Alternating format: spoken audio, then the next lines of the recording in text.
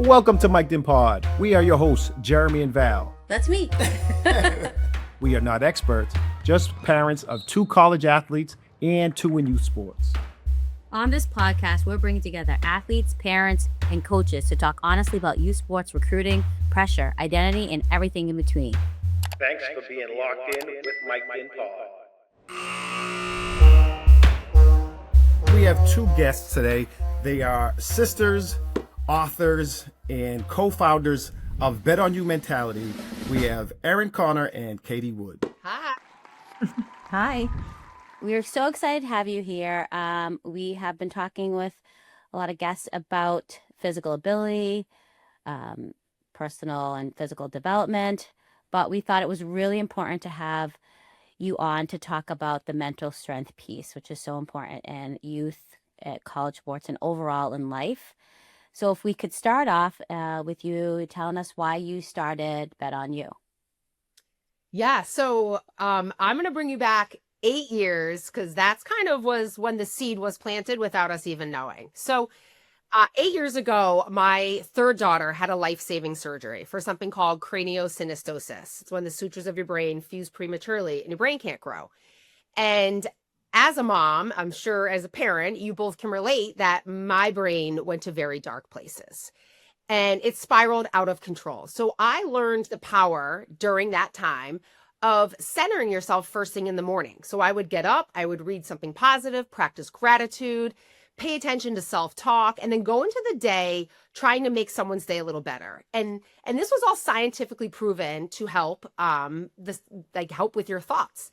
So fast forward, I did that for a good month and a half. And it's not that my dark, scary thoughts just disappeared. Like my daughter was having a life-saving surgery. It still showed up, but I had this heightened awareness of it and the ability to flip the script and turn the volume down. And that's when I really realized the power our mind holds. So I went on to create a book called A Simple Seed Journal that helps schools, teachers, students, families with this same process of starting the morning, being a little more intentional. And that book made its way to the Today Show, was a bestseller.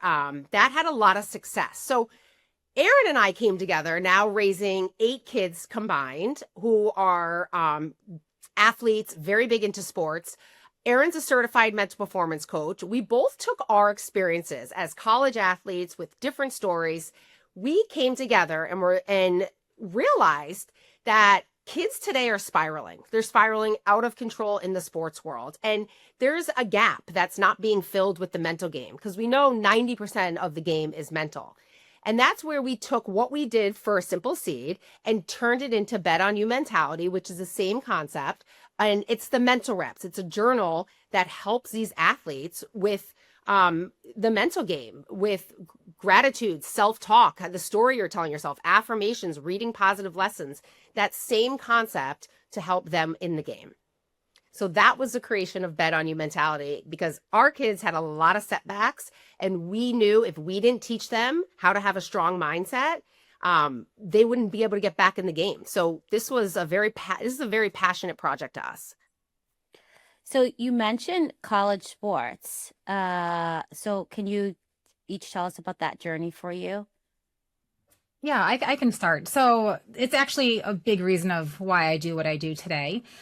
So back in high school years ago, I played volleyball, basketball, and softball. I was on varsity all 4 years. I had a great experience in high school, excelled in volleyball, and was looking to play at Division I level for volleyball. And so I was talking to West Point, the United States Military Academy in particular, about playing, volleyball there. And I remember so clearly standing in my family room and thinking about how exciting this opportunity would be and picturing myself doing it. But then this commercial came on the TV. I'm sure you guys, we still see it today. Be all you can be. Mm-hmm. And I see the commercial and all of a sudden I start mentally spiraling. Like I have this huge wave of self-doubt come over me. I'm thinking to myself, I can't do this. They don't really want me. I'm not as tough as they are. And in seconds, I closed the door on that opportunity.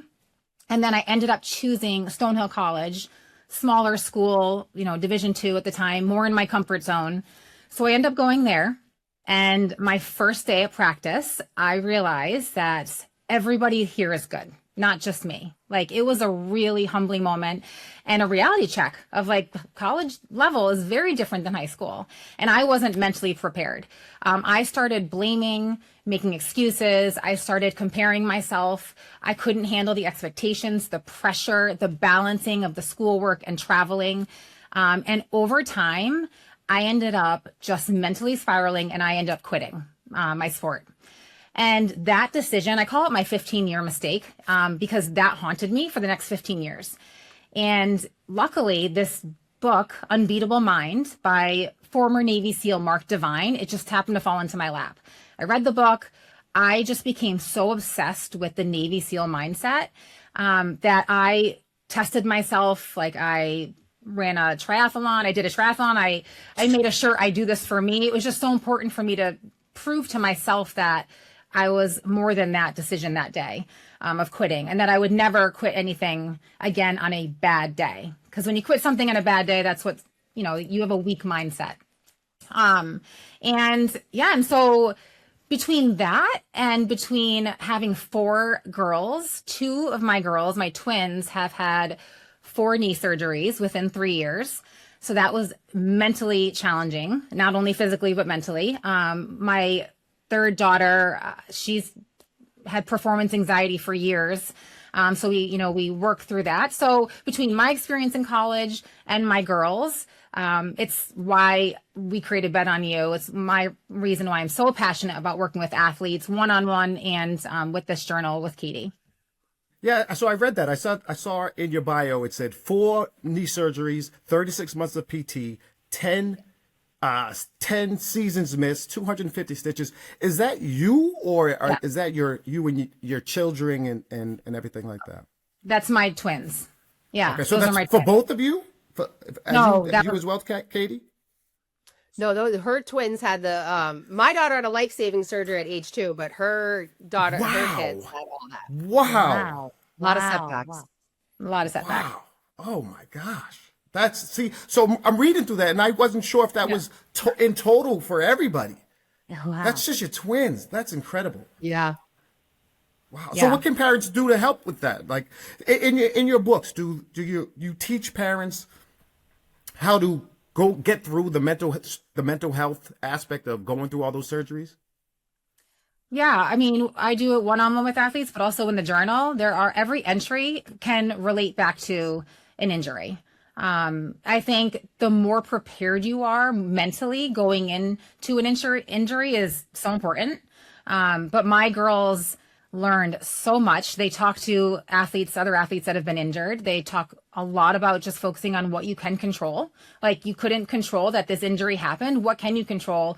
How you see it differently. I can control, winning the next moment.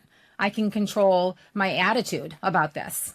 They used a lot what helped them after they got through, obviously, the emotional part of it, like the denial, the depression part of Yes. it. That's part of it, right? Like once they got to that acceptance of the injury, then they could start using words like good. Like Jocko Willink has a word, it's called his good mindset. And so Addison, one of my twins, wore a shirt that said good going into her surgery. It's okay, I got injured. It sucks. Good. I get to learn the game from a different perspective.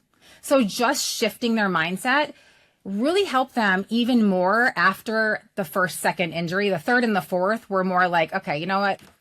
What can we do? Like, let's just get back to work. Yeah.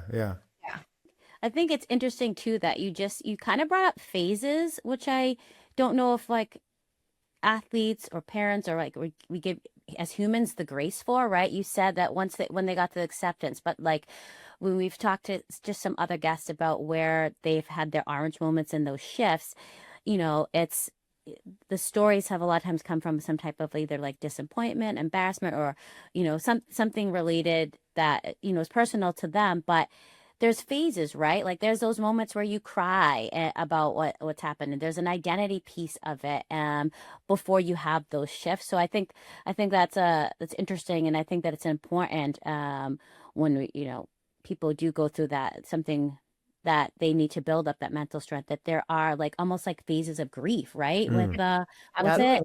That's what it Yeah. is. Yeah, it's grief of the injury, right? Yeah, they deny it at first. That it's not that bad. I think I can play through it. They just go through all these different stages, and then the depression one's the hardest. But they just have to get to that acceptance, and once they do, that's when they can start to build. They can look at it differently and just mentally get through it, and understand that it's going to make them stronger. Mm.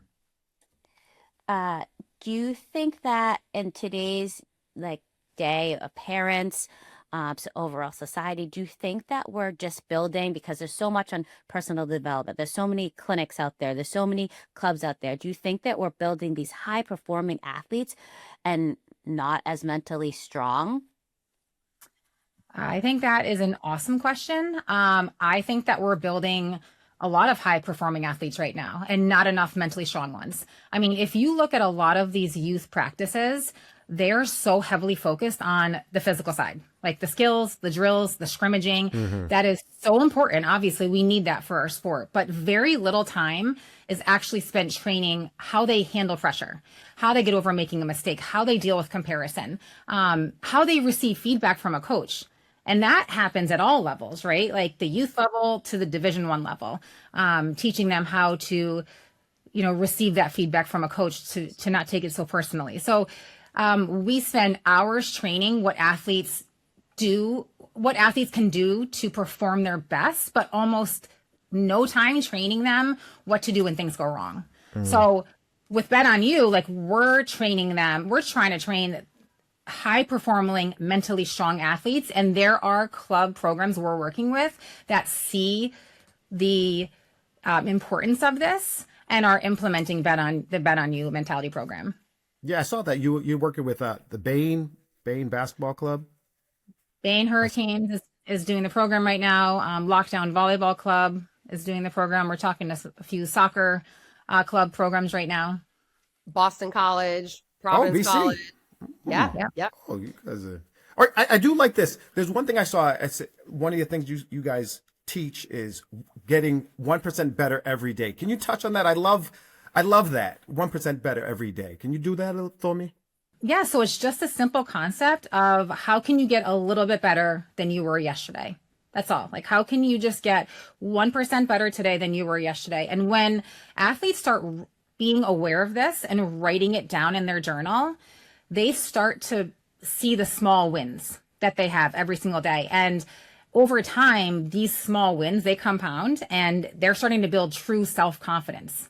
That's tied back to their preparation, right? It's tied back to themselves. It's not tied to my parents, my coaches, my wins, my stats. It's built. They're building the right kind of confidence when they focus on, okay, how can I get a little bit better today? And they see that over time, and they just stack those daily wins. Do you think it, you mentioned the journal. I know you both have that's in the book, but do you think that's a key component in like tracking it and being aware so that you have something visible to look at on a regular basis when you are feeling like maybe you're not at your best, or you do have those harder practices, or that having something that you're writing in on a regular basis can help you recognize the wins that you might not recognize if you didn't have something tangible like that to look at? Yeah. Yeah. So it's interesting. The human brain, it processes 40% more when you write something down. It's like the New Year's resolutions. People were like, I'm going to do this year, versus those who get very intentional and write it down, right? Because your brain processes it at a different level. And we all know those who start with their goals on January 1st and yell it into the world, by January 12th, it's like, where'd it go, right? So the concept of getting these athletes to write it down, that 1% better, or the gratitude or your affirmations, your brain is reprogramming. It's making these connections, and it's like a deposit into the brain, right? And so we talk a lot about how the mind works, and it's programmed and created to survive, not thrive. Like, this is a 2 million-year-old brain that was created to scan the world for what's wrong, to keep you safe and comfortable. And athletes can't afford to not work on the mind, because if you want to be a higher level athlete, you better get used to getting uncomfortable very quickly and getting comfortable in the uncomfortable. I like that. And unless you train your brain to do that, you're never going to be able to get to that level. And that's why we're so passionate about writing down, this concept, because your brain is making those connections and you get what you focus on. So you start to focus on that, you're going to start seeing it more in your life and apply it to when the situation shows up. Do you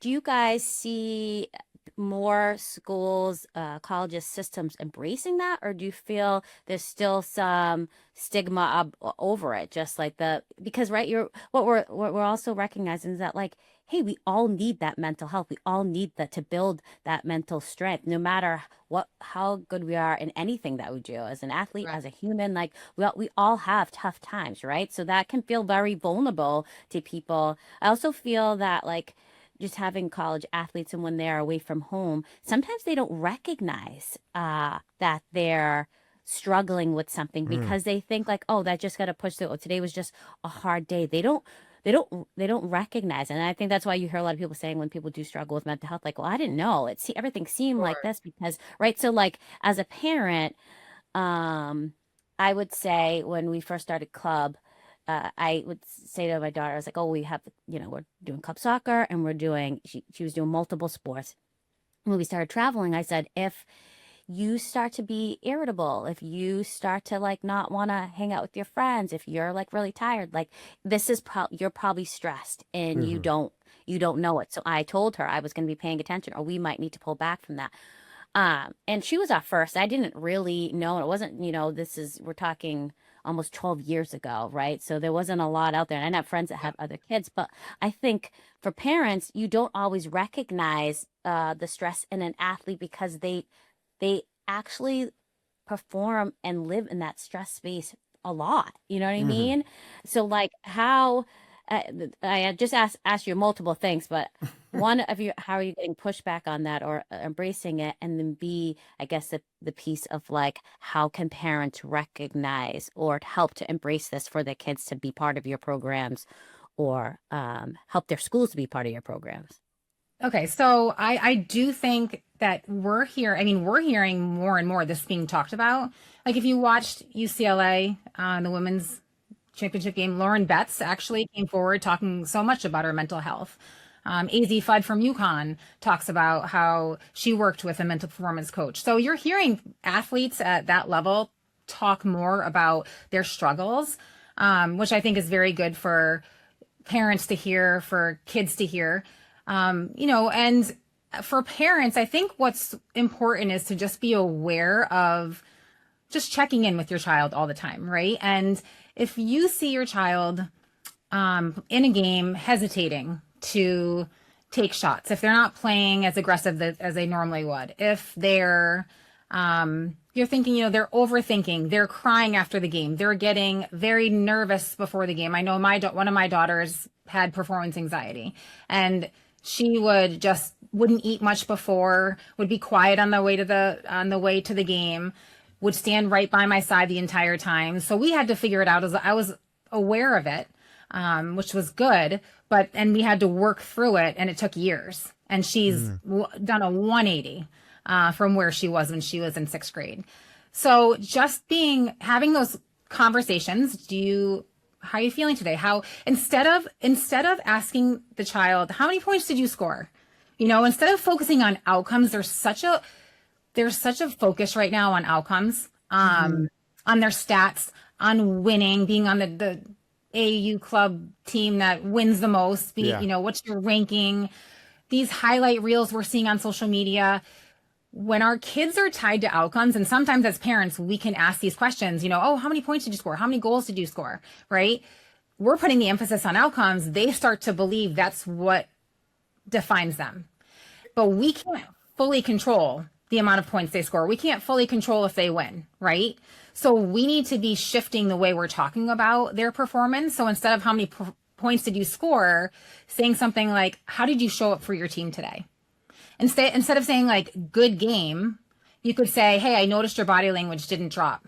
I noticed you stayed locked in after that mistake. That's pretty cool. That's awesome. Even if they lost, right? Like, even if they won, staying steady.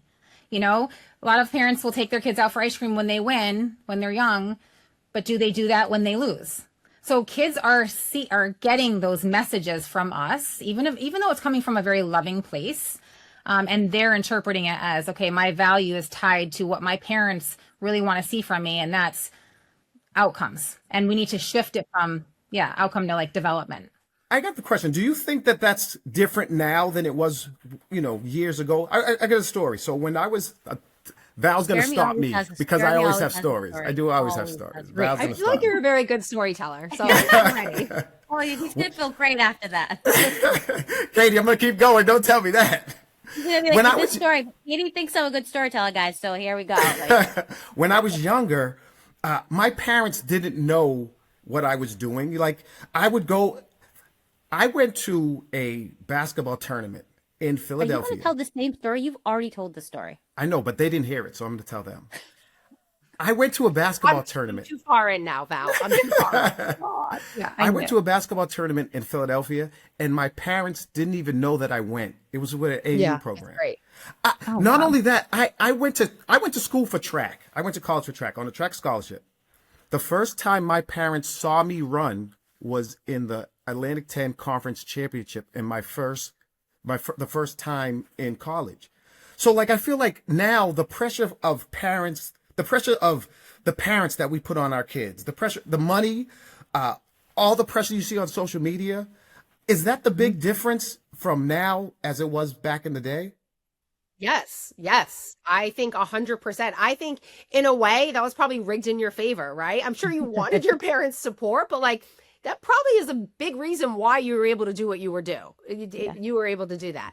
I definitely think, and I think Erin would say the same, that I mean, social media has added another level. It is the highlight reel. No one's focusing the fails, the mistakes. And then if kids' brains are being programmed to only see that, and then they make a mistake, they think they're alone. They literally think they're the only ones that make mistakes. And that's how they spiral.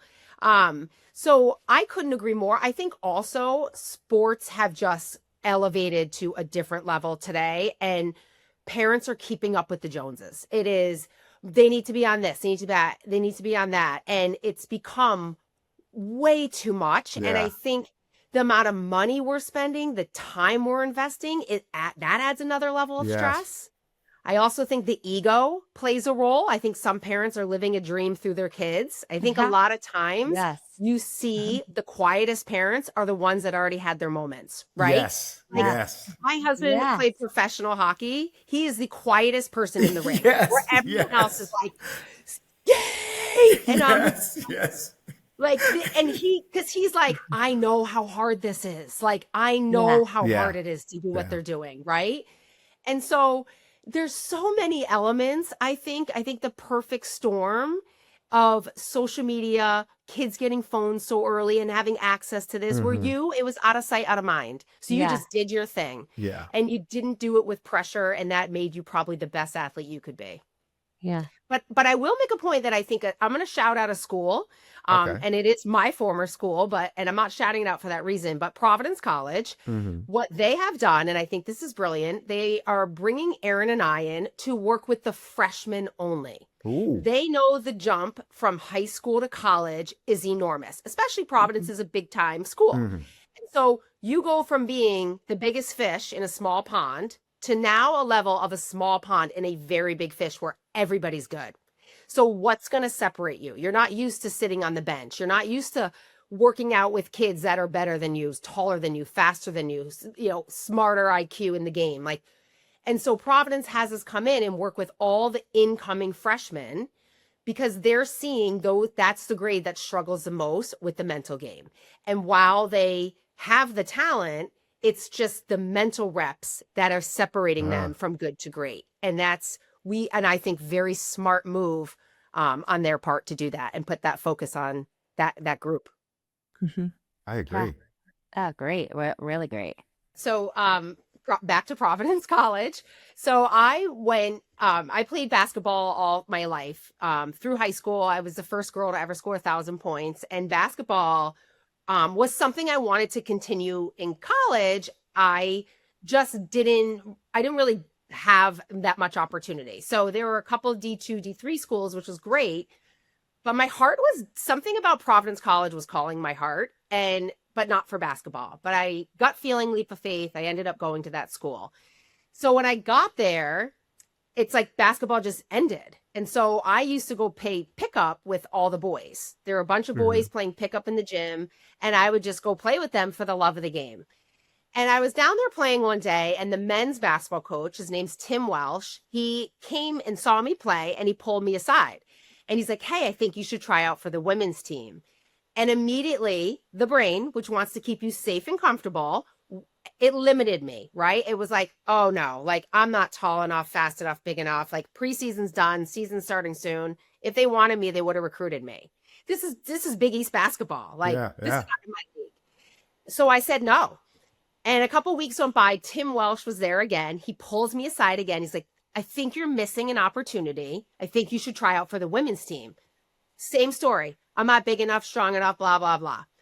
A week goes by again, and Jim Jaber, the women's head coach, comes down, and he watches me play, and he pulls me aside, and he's like, listen, Tim Welsh told me to come watch.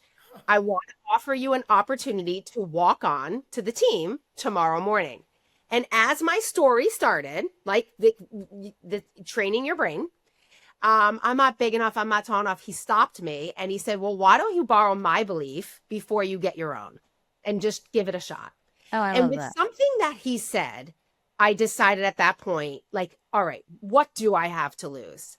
I ended up trying out for the team, and I remember being like, attitude and effort at this point is the only thing I like, holy smokes, here goes nothing. And I ended up making that team. And a lot of it, I think, was my heart. I think they were missing heart, and they needed the heart of the game, the love of the game.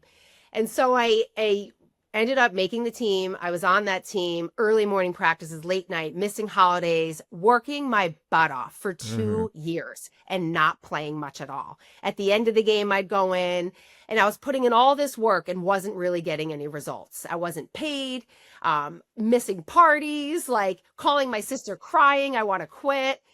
And it was the end of the sophomore season where one of the seniors was slacking. And she was a stud player. My coach calls timeout, pulls her off the bench, pulls her off the court, comes to the end of the bench. Little old me's like sitting there, not sweating because I wasn't getting in the game. And he's like, Katie, get in the game. Because he was sending a message to the senior. Yeah. And so I went out there and was like, okay, you better out hustle everybody. Like, this is your moment. And I did. I out hustled. I ended up stealing the ball and I made a layup and the team went bonkers. Crazy. Like, they were like, oh my God. Oh my yeah. God. Like looking down at the senior, they're like, oh. Fast forward, he kept me in the game. I was like dying. I'm like, I'm not prepared for this. And we ended up winning that game. And in the locker room, he looked me in the eye and he said, you just earned yourself a full scholarship for the next 2 years. Oh, what a story. Wow. And he named me captain on the spot for the next 2 years, which had never happened to a walk-on. And Oh my God.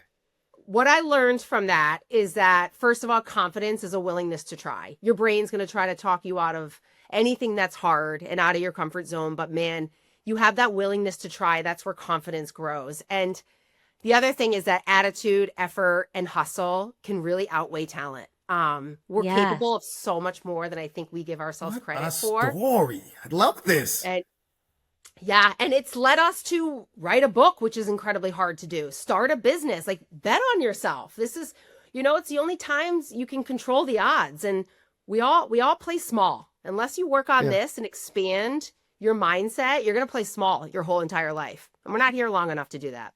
Oh, Yeah. I love It's that. living a wide life, not just a long life. And I Yeah. love that. Yeah. Yeah, correct. So I don't know how you're going to do an orange moment after that.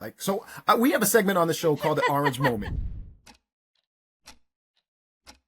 It's a moment and it's a lesson. It's a shift. A moment, a Love lesson, it. a shift. There's something in your life that changes the trajectory of where you're going. How do you, that's got to be your orange moment, no? Is there a different one other than that? Well, that would probably be an orange moment for me, for sure. Like, I mean, eyes wide open of what we're capable when that ended. And I can credit that my coach for lighting a fire in me to see what I'm capable of, for sure. But I have an orange moment. I thought about this question. I love this question. That came on the beach unexpected. And I was sitting there This was a few years ago, and our oldest daughter is very invested in hockey. She loves the game. She plays it all the time. She's up at 6 a.m. stick handling. Like her engine is started. We're just matching it. Like we are matching her energy. Yep. And so we were on the beach, and she was about 10 years old at the time, 11 years old. And we're with another family friend. And we're sitting there as summer's about to, end and the season's about to start, of which team to put her on. Does she play with the boys or does she play with the girls? And and it's like keeping us up at night. And looking back now, you're like, stop it. Right. And I remember we looked over, and my buddy, he stays in the middle. He stays in the middle. There's no high and low for him. He's just like this. He's like, as we're all talking, he just interrupts, like, hey, where's she sit in the car? And I'm like, what are you talking about? Like, you're not even relevant right now. I'm like, in the back. Why? Like, she's in the back. Like, why? He's like, until she sits in the front seat, nobody cares. Like, literally was like, it doesn't matter. Like, until she sits in the front seat, nobody cares, and it doesn't matter. Yeah. And with that, I was like, oh my God, like it hit me. And he's right. Like, we get so wrapped up on congratulations, your kid made the elite gold, silver, bronze, all put together team. And you as a parent, you're like, this is it. This is the moment. But it's not. It never comes down to one moment. It's at that moment, I realized, wow, we are way too invested in this, and we need to chill out. We need to take a chapter out of Jeremy's dad's page and let the journey happen as it. Now that she sits in the front seat, take it a little more seriously. But at that moment, who cares what you play for? That's kind of why we started this podcast, because we do want to bridge the gap. And we said, with our daughters, we've been through all this. And so now with our sons, we're going through it again. And we're like, that doesn't matter. This doesn't matter. Okay, you should start thinking about this, but you have a couple of years. So I'd love that until they sit in the front seat, none of this matters. I love that. I love that. I just wrote it down. It's a good barometer, like, because we get so caught up, and it's like, you know what? You're 8. Nobody cares if you're on the team. Yes. Nobody cares. We'd say that even with our girls, like we didn't know. So like part of us not caring is like we didn't know. We didn't have a lot of friends. We had her, we were younger than most of our friends, and so we had no clue. But at the same time, we really valued like our family time too, So like we were really big on like, oh, every weekend, Memorial Day, Labor Day, we're going away for tournaments. Like it's not that big of a deal for us to not have that core foundation. We wanted our kids to want to come home and spend time with us on a regular basis. And you take those things away, there does become more value in that than the other stuff. So, I love that. We're going to use that. We're going to bring that up a lot. Yes. They don't send this one. It's a good barometer of where's my craziness right now. Yeah. And I'm looking you in the rearview mirror, like just let them be little kids in the backseat. And that's good too about like parents and who you have around you, because it's another thing we talk about. You're on the sideline so much. I mean, I talk about this with my pod life. I'm like, I will be on the sideline for 29 years. Do you guys know the pod life? Do you guys know the pod life? So I now bring a pod to the sideline, one of those like big plastic pods, because I'm old and I've been sitting on the sideline for 19 years. Yeah. And if my youngest plays sports through high school, it'll be 29 years on the sideline. That's a career professional sideline parent. And so I feel like I've earned the pod. Some cold days. We've had some cold days. Does that fit in a hockey rink? Can I get someone said that on a baseball? Well, hockey, I feel at least it's warmer inside than it is. Like they the have elements warmers, of don't rain they? and snow aren't there. Guys, stop it right now. You are numb and you are miserable, and it is cold as can be. And then don't cancel ever. They could be like masks could be on a state emergency, and they're like, hockey rinks are open. The rink is open, and you're like, but I feel like like we didn't care about the stuff either, but having parents around you that also keep you grounded in it, because Yes. I say to parents, I'm like, this is great. Like, just, remember your family stuff and the people that are important, because you're with these other people all the time. And Yeah. there's people we would see for 12 years that like, we were cool with them. We were friendly, but they weren't our friends. You know what I Sure. mean? Like and then when that sport was over, our kid moved on to another team for whatever reason. We didn't really talk to them. You know what I Sure. mean? So we always try to remind people, like, yeah, stay grounded with the people that you and the family and friends, like, make those moments still the moments, because for your own mental, you know what I mean? Because Correct. Yeah. just being lonely on the sideline with people that barely know you and that are just there to cheer on your kids is also can be isolating as a parent as well.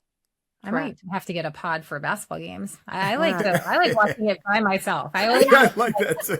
I like to be by myself. We're you we're the- like Erin, are you the type of parent that sits away from everybody and just Yes. watches from a distance? I'd rather just go stand in the corner, and I cannot, Yes. especially at the AAU games. I mean, I coach my 6th grader right now, but yes, when I'm watching my other girls, it's like, no, I'm going to be by myself. Yeah. We actually had a question on our Instagram about which kind of parent are you, and that was one of Yeah. them. Are you sitting by yourself over here? Are you one of that's screaming? Are you clapping occasionally? I don't even like talking though. Like I like about stuff. I don't want to I like so real. want to Yeah. watch the game. So I just get in my own, I like to just be on my own and just watching what's happening and not even chit chatting about anything else. Yeah. She'll even inch away from me. I'm like, hey. And she's like, Oh my gosh. I love it. So Erin, what is your orange moment?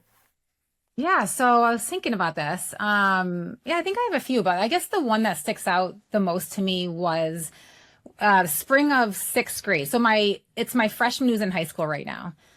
When she was in 6th grade, she tried out and made the elite basketball team for a local club team. Okay. And at the time we were like, yeah, like that, this is great. Like she belongs there.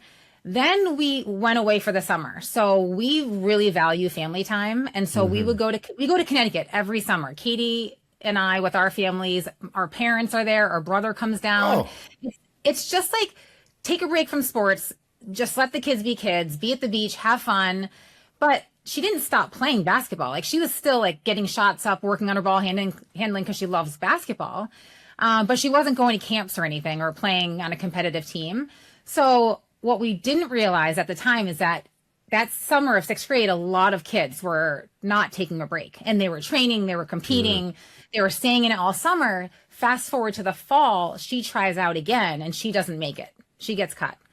And in that moment, like everything shifted for us. I realized, okay, this is all right. This is, I guess, getting serious, but not in my mind. I'm like, she's now in seventh grade. I'm like, I also felt like she deserved to be on the team. She was upset. We didn't understand it, but at the time we're like, you know what? Why don't you go talk to the coach and find out what do you need to work on? What is it that, she saw that you didn't have, and that's why you didn't make the team. So my daughter did. She went and talked to her. And it was like a moment where she learned how to handle disappointment without letting it define her. She got the feedback from the coach. We talked about it. She's like, instead of like, why didn't I make it, Mom? Why did this girl make it? I can't believe this. I don't want to play anymore. Like she said to herself, how can I get better? And then we started working on that. It's like, okay, you need to get better ball handling. Let's get you some drills to do. Let's now work on your mental game. Like, let's talk about what you're saying to yourself. How did you respond to that moment and what came out of it that was so great from that? So she's aware, and how she can start building confidence through like her preparation. And so she came back that next spring doing all those things. She tried out and made the elite team again. And so that, honestly, making the elite team is not the win for us. The biggest win was she learned how to respond when things didn't go her way. And that has stuck with her. She is just that athlete that can take anything, take the feedback from the coach, take the emotion out, take it as information, take it as data, and learn how to like take ownership of her growth, and how to get better as an athlete. And so it was a reminder at the time for me, wow, the mental game is so important at all ages. especially when they're young. And starting that sooner than later is so important. So I see that there's a pattern now with a lot of our guests that we ask the orange moment, and there's a lot of similarity with if one of their children get cut, or if they got cut and their parents talk to them, and it's always go to work. You got to get better. It's not, a lot of parents nowadays are saying, well, you know what? I'm going to go talk to that coach right now. I'm going to do this. I'm going to do this. I'm going to send an email. You deserve to be on that team, and we're not going to stand for this. And a lot of these orange moments aren't that. It's more like, well, you have to improve yourself. We have to get better. yeah, And it's refreshing to see. I like this pattern that we're seeing. That's similar to our orange moment. I have an orange moment myself, but our orange moment as a couple is our daughter got. It's on the Instagram. Go check out on the Instagram. But it's similar to yours, Erin. Like she was dropped down from one team to the other team, and we didn't know that they did that. We were just like, go play, like we had no clue how this thing worked. And we sat down with her, and we had to tell her that she got dropped, and she was the only one on the team that got dropped, and she was crying, and she was so down, and it was heartbreaking. And we said, all right, now we have to work. We have to get better. We have to improve. And she was on the bottom team, and she crushed it. And then she just went on and played college soccer, and it just worked out great. But I love this. I love these stories. I love these orange moments. I think it's a lot about like accountability, right? It's like what happened was, in most of the stories that we're hearing, is that parents held their children accountable to say that, like, this isn't someone else's fault. This is what happened, and now here's your choice of how you're gonna handle it, and we will support you. And what you did, Erin, is saying we'll support you. We'll work on these things. Now we know what's tangible things that you can work on, and we'll control those. And then at the end of the day, right? You go to travel with a team.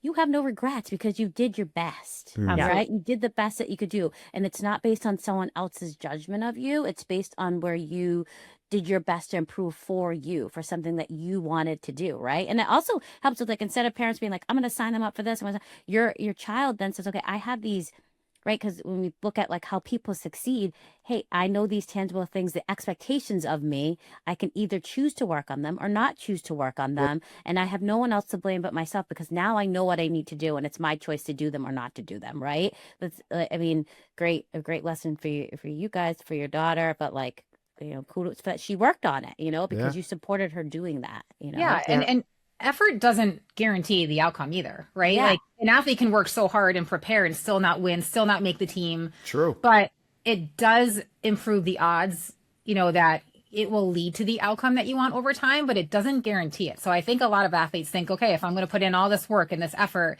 and I'm going to do my best, like, I'm automatically going to make the team. Like, it doesn't. There's a lot of other things that go into that.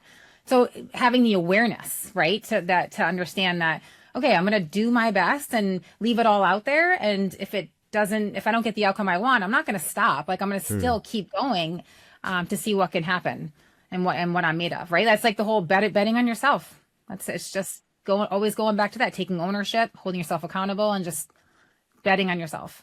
Yeah. And talking about betting on yourself, I do want to give a shout out to you guys. I want everyone to go out and go get your Bet on You mentality book. Awesome book. It really helps. We don't teach this. We teach physicality. We teach training and this, that, but no one's really training your brain. And this is so important, such needed. And I appreciate you guys for doing this. And we Thank also you. want to put out there for a simple seed. You have that one too. hello. Thank you. Excited to share. So go check this out. If you guys want to plug where the best places for people to find each of your books would be great. Yes. Where should they find them? So the betonyoumentality.com will have the journal, our program. Erin works one-on-one with athletes to do a deeper dive. And then a simple seed is growthegoodness.com. And then we're on Instagram as well, betonyou_mentality. So thank you. Thank you guys so much. And thank you for helping bring awareness to the need. Everyone says the game's 90% mental, and we're always like, all right, well, what are you doing for that 90%? Right? Yeah. We say it, You're right. What are you Yeah. actually doing? So thank you for helping bring awareness to something that's much needed. Thank you. Thank you so much. You guys are great. Thank you for coming. Thank you guys for having me. Thank you for having us. Thank you for being locked in with MicdinPod.